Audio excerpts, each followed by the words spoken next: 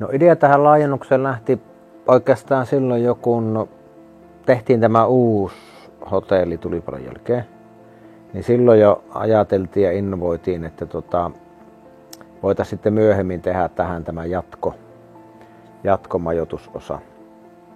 Ja nyt sitten kun tämä hotelli saatiin valmiiksi ja korona väistyi ja ihmiset rupesivat matkustamaan taas paljon ja kysyntää on ollut meillä mukavasti, niin sitten se ajatus heräsi, että josko nyt tehtäisiin sitten tähän samaan vauhtiin nyt sitten tämä uusi pätkä, mikä jo silloin aikana suunniteltiin ja hahmoteltiin. Ja ajankohta nyt oli meidän mielestä niin kuin sopiva, niin päätettiin sitten alkaa nyt. Ja oikeastaan meidän haluaa niin kuin kasvaa. No se ei ole semmoinen niin kuin itseisarvo yksistään kasvaa, mutta kysyntää on ollut enemmän kuin me on pystytty tarjoamaan. Ja harmittanut monelle asiakkaalle myös ei-oota meidän yhteistyökumppaneille ja myös uusille yhteistyökumppaneille.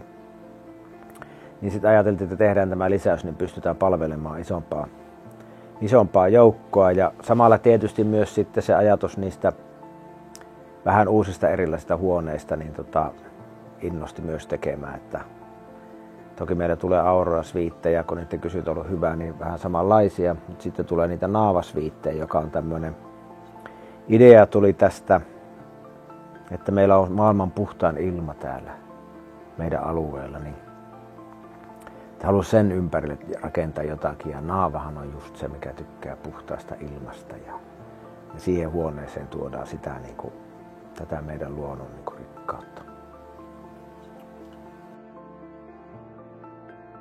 Joo, meidän lupaus Rise Above the Ordinary, niin sehän on ollut alusta asti, kun tätä uutta tehtiin, että kaikessa mitä me tehdään, niin tehdään pikkasen paremmin. Ja osana sitä myöskin nyt, kun me tehdään näitä uusia huoneita ja sviittejä, niin samalla tavalla siellä halutaan tuoda esille sitä siinä suunnittelussa ja tekemisessä ja laadussa. Ja sitten se mahdollistaa taas, kun meillä on vähän enemmän asiakaspaikkoja, niin se mahdollistaa myös uusien palvelujen tuomisen ja sen palvelukokonaisen syventämisen.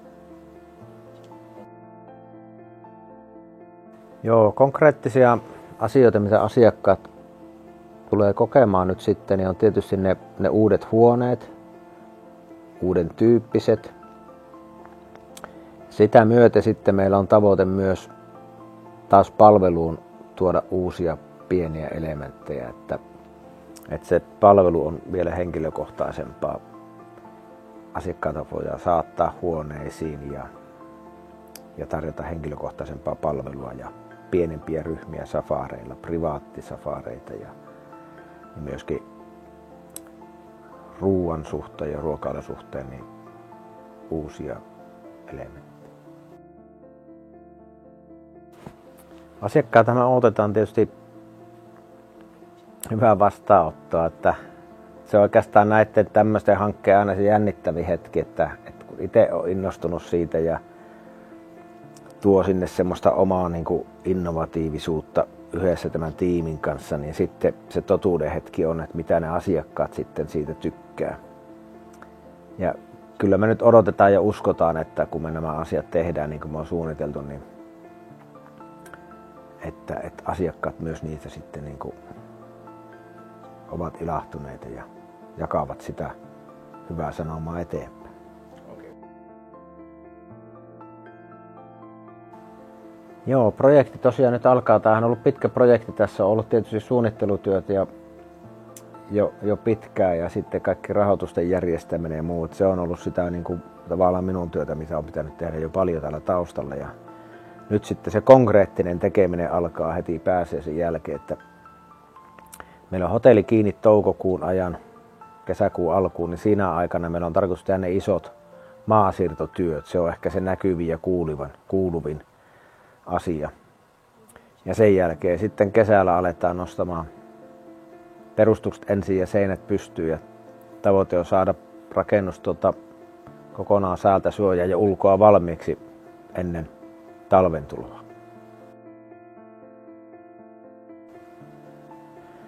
Joo, rakentaminen on nyt sillä tavalla suunniteltu, että tosiaan isoin mikä meteliä aiheuttaa, niin se tehdään silloin kun hotelli on kiinni.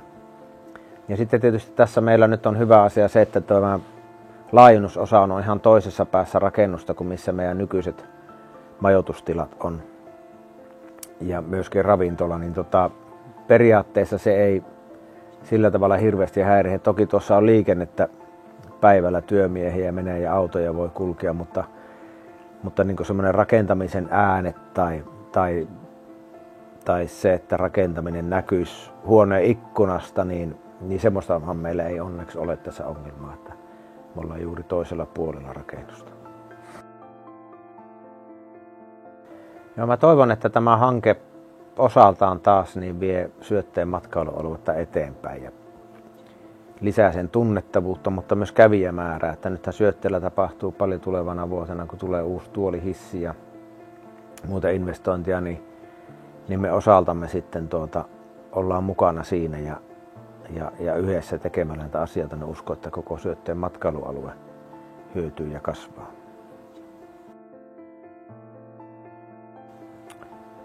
No, hotelli Isosyötehän on ollut mulle semmoinen lapsi, että mä oon 30 vuotta tätä kehittänyt, että se on oikeastaan mun elämäntyö ollut tässä ja tämä projekti nyt on sitten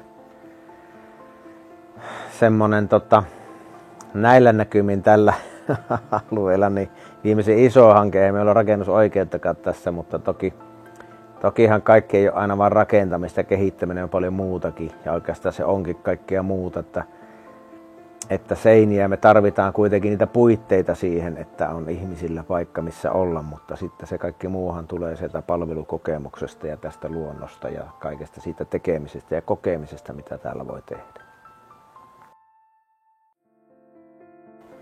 Joo, niin kuin tuossa aikaisemmin sanoin, niin tämähän on ollut elämäntapa minulle ja meidän perheelle, että tämä on toki liiketoimintaa ja sillä tavalla sitä on niin kuin pitänyt ajatella, että se täytyy niin kuin olla kannattava ja että pysytään pystyssä ja voidaan kehittää, mutta ensisijaisesti tämä on ollut niin kuin elämäntapa ja semmoinen työ, joka on kestänyt kauan ja siinä on paljon muuta, siinä on hyvin paljon muuta kuin vain liiketoimintaa.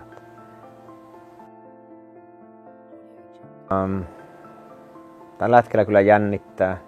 Taas nämä on semmoisia hankkeita vähän niin kuin olisit osallistumassa kilpailuun, että vatsan pohjassa on perhosia ja tuntuu vähän hurjalta, että onkohan tämä nyt järkevää ja onnistuukohan tämä, pärjäänkö minä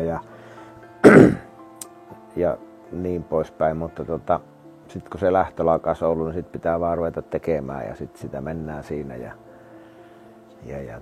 siihen pitää luottaa, että maaliviivan yli päästään ja pärjätään ihan hyvin sitten. Elämän nälkä.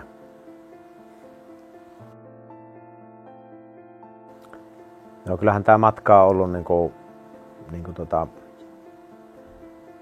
yhtä aikaa hyvin vaativa ja raskas, mutta toisaalta myös kauhean antoisa ja kivaakin, että